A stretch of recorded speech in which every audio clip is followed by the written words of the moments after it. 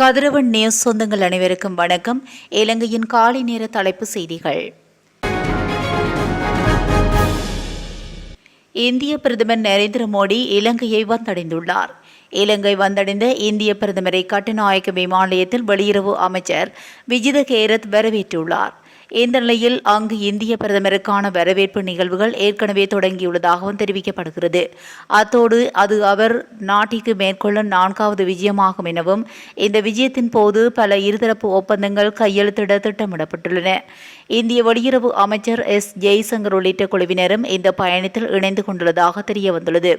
மோடியின் வருகையை முன்னிட்டு அனுராதபுரம் நகரின் முக்கிய சாலைகள், ஜெயஸ்ரீ மகா போதி மற்றும் அனுராதபுரம் தொடருந்து நிலையம் ஆகியவை இன்று காலை 7:30 மணி முதல் காலை 10:30 மணி வரை மூடப்படும் என்று காவல்துறையினர் தெரிவித்தனர். அத்தோடு இந்திய பிரதமருக்கான அதிகாரப்பூர்வ வரவேற்பு விழா இன்று காலை கொழும்பில் உள்ள சுதந்திர சதுக்கத்தில் நடைபெற உள்ளது. அதனைத் தொடர்ந்து இந்திய பிரதமர் நரேந்திர மோடி ஜனாதிபதி செயலகத்தில் ஜனாதிபதி அனுரகுமார திசாநாயக்காவுடன் இருதரப்பு பேச்சுவார்த்தைகளையும் நடத்தவும் இருதரப்பு பிரதிநிதிகளுக்கு இடையிலான சந்திப்பில் பங்கேற்கவும் திட்டமிடப்பட்டுள்ளது.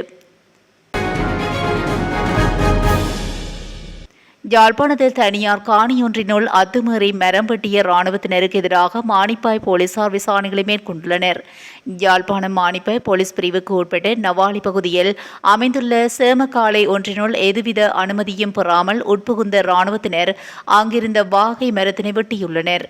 இது தொடர்பில் மானிப்பாய் போலீசார் மற்றும் வனவள பாதுகாப்பு திணைக்களத்தினருக்கு பிரதேசவாசிகளால் தகவல் தெரிவிக்கப்பட்டு இது தொடர்பில் அறிய முற்பட்ட போது வாகை மரம் வெட்ட எம்மிடம் அனுமதி பெற தேவையில்லை என்றும், ஆனால் மரத்தை கொண்டு செல்ல தம்மிடம் அனுமதி பெற வேண்டும் எனவும் போலீசாரால் தெரிவிக்கப்பட்டது. இந்நிலையில் மரத்தை வெட்டிய இராணுவத்தினரிடம் மரம் வெட்டுவதற்கு உரிமையாளரிடமிருந்து பெற்ற அனுமதி கடிதத்தை தருமாறு 3 மணித்தியால கால அவகாசம் கொடுத்துள்ளனர். காணியின் உரிமையாளரை நாட இராணுவத்தினர் நடவடிக்கை எடுத்துள்ளனர். இந்நிலையில் இதுகுறித்து மானிப்பாய் போலீசாரை தொடர்பு கொண்ட பொழுது இதுகுறித்து விசாரணைகளை முன்னெடுத்துள்ளதாக தெரிவிக்கப்பட்டுள்ளது. மேலும் வனவள பாதுகாப்பு திணைக்கள யாழ் மாவட்ட அதிகாரி இது தொடர்பில் முறைப்பாடு கிடைத்ததாகவும் வாகை மரம் வெட்ட எம்மிடம் அனுமதி பெற தேவையில்லை எனவும் வழித்தட அனுமதியினை மாத்திரமே பெற வேண்டும் எனவும் அவர் தெரிவித்துள்ளார். உள்ளூராட்சி மன்ற தேர்தல் திட்டமிட்ட திகதியில் நடைபெறும் எனவும் அந்த திகதியில் எந்தெந்த திருத்தங்களும் செய்யப்படாது எனவும் தேர்தல் ஆணைக்குழுவின் தலைவர் RMAL ரத்நாயக்க தெரிவித்துள்ளார். அதன்படி உள்ளூராட்சி மன்ற தேர்தலானது எதிர்வரும் மே மாதம் 6ஆம் தேதி நடைபெறும் என அவர் கூறியுள்ளார். கொழும்பில் நேற்று ஊடகங்களுக்கு கருத்து தெரிவிக்கும் போதே தேர்தல் ஆணைக்குழுவின் தலைவர் மேற்கண்டவாறு தெரிவித்துள்ளார். பூசா உயர் பாதுகாப்பு சிறைச்சாலையில் தமிழ் கைதியொருவர் கூர்மையான ஆயுதத்தால் தாக்கப்பட்டு படுகொலை செய்யப்பட்டுள்ளார். குறித்த கொலை சம்பவம் நேற்று இடம்பெற்றுள்ளது. இந்த சம்பவத்தில் விளக்கமறியலில் வைக்கப்பட்டிருந்த நந்தகுமார் சிவானந்தன் என்ற 46 வயதுடைய ஒருவரே இவ்வாறு கொலை செய்யப்பட்டுள்ளார். உயிரிழந்த கைதியின் உடலில் சுமார் 11 இடங்களில் கத்திக்குத்து காயங்கள் இருந்ததாகவும் தெரிவிக்கப்பட்டுள்ளது. அத்துடன் உயிரிழந்த கைதியோடு அதே அறையில் இருந்த வேறு சில கைதிகள் இந்த கொலையை செய்திருக்கலாம் என்ற சந்தேகத்தில் காவல்துறையினர் விசாரணைகளை மேற்கொண்டு வருகின்றனர். இந்நிலையில் உயிரிழந்த கைதியின் சடலம் காலி தேசிய வைத்தியசாலையில் பிரேத பரிசோதனைகளுக்காக வைக்கப்பட்டுள்ளது. கிளிநொச்சி தர்மபுரம் போலீஸ் பிரிவுக்கு உட்பட்ட கல்லாறு பகுதியில் உள்ள காட்டுப்பகுதியில் கசிப்பு உற்பத்தி நிலையம் முற்றுகையிடப்பட்டுள்ளது. நேற்றைய தினம் தர்மபுரம் போலீசாருக்கு கிடைக்கப்பெற்ற தகவலுக்கு அமைவாக குறித்த கசிப்பு உற்பத்தி நிலையம் முற்றுகையிடப்பட்டுள்ளது.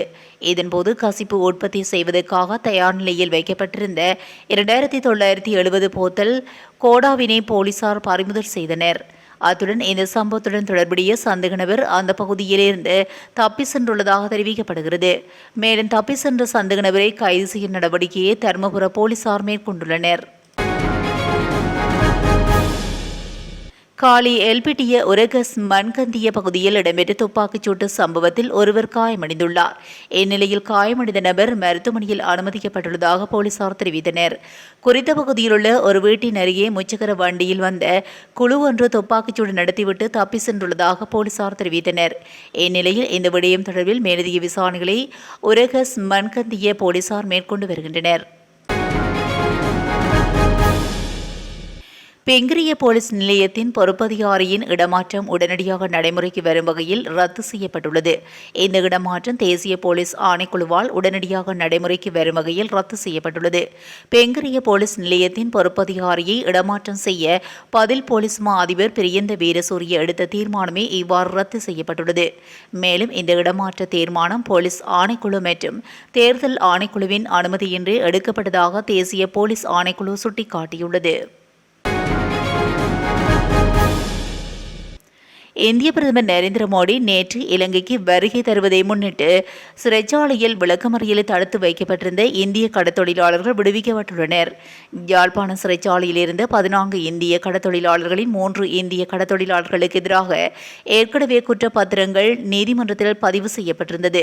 இந்த நிலையில் எஞ்சிய 11 பேரும் நேற்று பகல் அவசரமாக நீதிமன்றத்தில் முற்படுத்தப்பட்டனர்.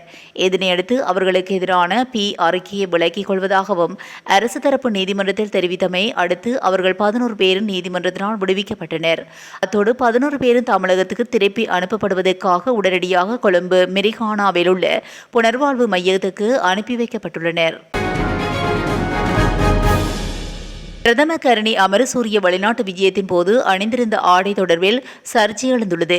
அண்மையில் பிரதமர் கரணி பிரான்ஸ் மற்றும் ஜேர்மன் ஆகிய நாடுகளுக்கு விஜயம் செய்திருந்தார். இந்த விஜயத்தின் போது பிரதமர் அதிக ஆடைகளை அணியாது சென்றிருந்தார் என குற்றம் சுமத்தப்பட்டுள்ளது. சமூக ஊடகங்களிலும் இந்த ஆடை தொடர்பில் பல்வேறு விமர்சனங்கள் செய்யப்பட்டு வரும் நிலையில் கேலி சித்திரங்களும் வரையப்பட்டுள்ளது. இதேவேளை நாட்டின் பிரதமர் பதவி வகிக்கும் ஒருவர் இவ்வாறு ஆடை அணிந்து செல்வது நாடு என்ற வகையில் ஏற்புடையதல்ல என முன்னாள் அமைச்சர் துமிந்த திசநாயக்க தெரிவித்துள்ளார். குறிப்பாக ஜனாதிபதி அல்லது பிரதமர் போன்ற உயர் பதவிகளை வகிப்பவர்கள் இதைவிடவும் சீரான முறையில் ஆடை அணிந்து சென்றிருந்தார் பொருத்தமாக இருக்கும் என்று கருதுகின்றேன் என அவர் குறிப்பிட்டுள்ளார். இலங்கை பொருட்களுக்கு 44% வரி விதிக்க அமெரிக்கா எடுத்த முடிவால் இலங்கை பொருளாதாரம் கடுமையான சவால்களை எதிர்கொள்ள நேரிடும் என்பதனால் கட்சி வேறுபாடுகளை பொருட்படுத்தாமல் ஒரே காரணத்துக்காக ஒன்றிணையுமாறு நாடாளுமன்ற உறுப்பினர் நாமல் ராஜபக்ச அனைத்து அரசியல் கட்சிகளுக்கும் வேண்டுகோள் விடுத்துள்ளார். இந்த வரிகள் ஆடைத்தொழில் போன்ற முக்கிய துறைகளில் கடுமையான தாக்கத்தை ஏற்படுத்தக்கூடும் என்று வேலையின்மை அதிகரிக்க வழிவகுக்கும் என்றும் அவர் தெரிவித்துள்ளார். 2022 பொருளாதார நெருக்கடியிலிருந்து இலங்கை இன்னும் மீண்டு பெறுவதனால் அரசாங்கத்தின் ஏற்றுமதி இலக்குகளை ஆபத்தில் ஆழ்த்துவது பொருளாதார மீட்சியை இன்னும் கடினமாக்கும் என்று நாமல் ராஜபக்ச சுட்டிக்காட்டியுள்ளார். மேலும் அமெரிக்காவுடனான பேச்சுவார்த்தைகள் வெற்றி பெறவில்லை என்றால் அரசாங்கம் வரவு செலவு திட்டங்களை திருத்தி ஏற்றுமதி வருவாயை பராமரிக்க மாற்றுத் தீர்வுகளை தேட வேண்டும் என்று அவர் வலியுறுத்தினார். அதன்போது இந்த மிகப்பெரிய தடையை நாம் எதிர்கொள்ளும் வேளையில் அனைத்து அரசியல் கட்சிகளும் ஒன்றிணைந்து பாதிக்கப்பட்ட துறைகளை ஆதரிக்க வேண்டிய நேரம் இது என்று நாமல் ராஜபக்ச குறிப்பிட்டுள்ளார். பாடசாலை மாணவி ஒருவரை கூட்டு பாலியல் துஷ்பிரயோகம் செய்த குற்றச்சாட்டில் கைது செய்யப்பட்ட 7 சந்தேக நபர்களில் 6 பேரை எதிர்வரும் 11ஆம் தேதி வரை சிறுவர் நன்னடத்தை பராமரிப்பு நிலையத்தில் வைக்குமாறு கோமாகம பதில் நீதவான் பத்மசிறி ஜெயவர்தன நேற்று உத்தரவிட்டுள்ளார்.